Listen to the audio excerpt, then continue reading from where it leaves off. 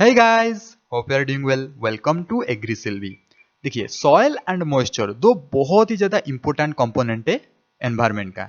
तो उसे कंजर्व करना बहुत ज्यादा जरूरत है। सॉयल एंड मॉइस्चर को हम कंजर्व करेंगे तो कैसे करेंगे? Different different agricultural engineering methods हम अपनाएंगे ताकि सॉयल एंड मॉइस्चर को कंजर्व कर सकते हैं। सो यहाँ पे हम डिटेल में डिस्कस करेंगे क्या क्या इंजीनियरिंग टेक्नोलॉजी और कैसे हम सॉयल एंड मॉइस्चर को कंजर्व करेंगे। You can use playback speed 1.25x or 1.5x for better audio experience. So be attentive, be an optimist. Let's start. So hydrological cycle और हाइड्रोलिक साइकिल क्या है? Simple आप बोल सकते हैं वाटर साइकिल। वाटर कैसे एटमॉस्फेयर को जाता है, फिर प्रेसिपिटेशन होके नीचे आता है, वही सारे चीज होता है hydrological cycle. Branch of science the study the movements and characteristics of water under over the surface of earth is called hydrology. बहुत ही सिंपल सा चीज है। बहुत सारे कंपोनेंट्स है हाइड्रोलॉजिकल साइकिल का, जैसे कि evaporation, evapotranspiration, condensation, precipitation, interception, infiltration, run off, storage.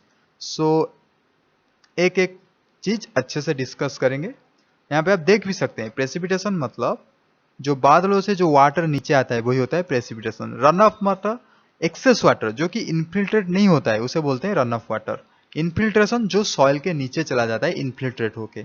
Okay. एवापोट्रांसपिरेशन, evaporation plus transpiration, पेड़ जो ट्रांसपिरेशन करता है और पेड़ की पत्ते के सरफेस से एवापोरेशन होता है तो उसे मिलाकर हम बोल सकते हैं एवापोट्रांसपिरेशन। एवापोरेशन होता है, रन ऑफ होता है, ये सारे चीज कंपोनेंट्स है हाइड्रोलॉजिकल साइकिल। एवापोरेशन तो सभी को पता है, कोई भी वाटर सरफेस ले लो, कोई भी सरफेस ले लो, water liquid form to vapour form में कन्वर्ट होता है, तो वही होता है evaporation. So now comes to evapotranspiration. Evaporation plus transpiration, उसे हम एवापोट्रांसपिरेशन बोलते हैं। ट्रांसपिरेशन किस में होता है? ट्रांसपिरेशन प्लांट्स में होता है एंड एवापोरेशन कोई भी सरफेस से एवापोरेशन होता है। सो उसे कंबाइनली हम बोलते हैं एवापोट्रांसपिरेशन। About 90% of atmospheric water comes from evaporation, while remaining 10% is from transpiration. Now comes to condensation. तो condensation क्या है? जब भी गैसियस स्टेट से वाटर लिक्विड स्टेट को कन्वर्ट होता है तो उसे हम कंडेंसेशन बोलते हैं। तो वाटर वेपर कंडेंस होके बनाता क्या है? ड्यू बनाता है, फॉग बनाता है, क्लाउड्स बनाता है। तो कूलिंग ऑफ एयर, सिंपल भाषा में आप बोल सकते हैं कूलिंग ऑफ एयर। जब वाटर गर्म होता है तो वो वेपर बन जाता है, उसके बाद जब कूलिंग होता है वो कंडेंस होके due, fog, clouds etcetera etcetera बनाता है। सो ऐसा ही होता है cloud formation. On the basis of cloud formation का बेसिस ही होता है कंडेंसेशन। तो what is the difference between fog, due and clouds, वो आपको जानना जरूरी है क्योंकि मल्टीपल चॉइस में वो ऐसा पूछ लेते हैं। तो fog forms when air near the surface is cold. देखिए जब near surface to air cold temperature होगा ना, टेम्परेचर बहुत ही कम होगा, वहां पे ही फॉग फॉर्मेशन होगा। पर ड्यू कहां पे फॉर्मेशन होगा? Due only forms at night, जब वाटर वेपर बिकम सैचुरेटेड। इतना याद रखेंगे, ड्यू नाइट टाइम में फॉर्मेशन होता है और फॉग जब भी एयर सरफेस कोल्ड होगा तो फॉग फॉर्मेशन होगा।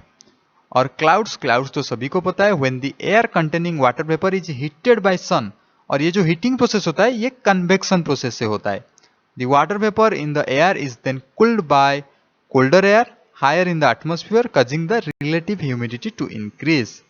तो ऐसे फॉर्मेशन होता है क्लाउड्स। ट्रांसपिरेशन एक बायोलॉजिकल प्रोसेस है।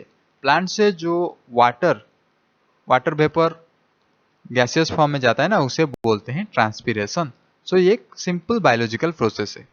Now comes to precipitation. देखिए प्रेसिपिटेशन का डिफरेंट टाइप्स अवेलेबल है।